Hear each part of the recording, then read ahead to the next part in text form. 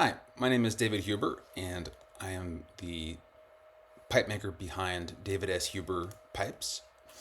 I've been making pipes for about 11 years now, professionally, and I thought I would take a little bit of time and just share my story, just from my lips and my own words, kind of off the cuff, the way that I would at a pipe show. So, I started to collect pipes in 2006 when I was in my last year of college. I was talking to my roommate at the time and bemoaning the fact that I wasn't feeling well after I had begun smoking my first pack of seasonal cigarettes, living in Louisiana when it began to get a little chilly in the late fall. I always liked to get a pack of cigarettes, and I enjoyed that. But I quickly began to feel the effects and wouldn't be able to go upstairs as easily, and I didn't like that.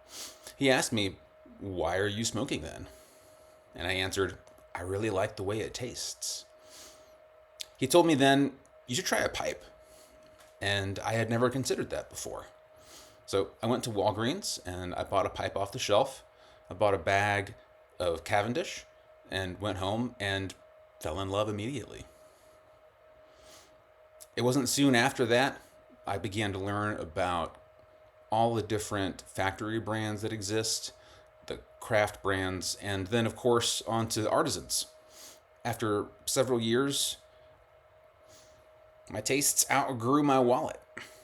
So I decided to do what so many other pipe makers have done before and found a resource to purchase some briar. And I bought some preform mouthpieces. And I decided to try making my own. So over the course of about 2 years, I I hand whittled out my first pipe. Uh, I purchased a combo Raspin file from Lowe's, and just in my spare time, just hacked away at it until I had something that looked like a pipe.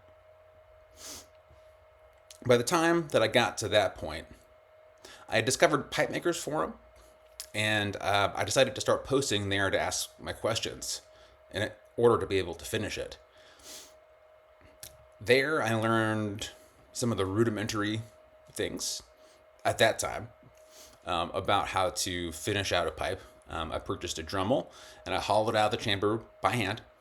I purchased a set of hand rasping, not hand rasping files, hand augers. I bought a set of hand augers and drilled out the airway by hand.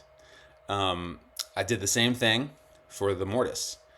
I turned the tenon for the mouthpiece. It was a preformed mouthpiece.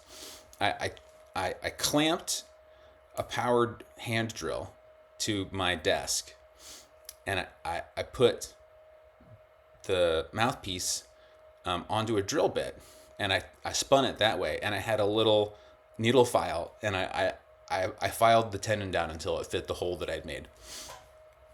And that was how I got everything drilled and fit up on that first pipe.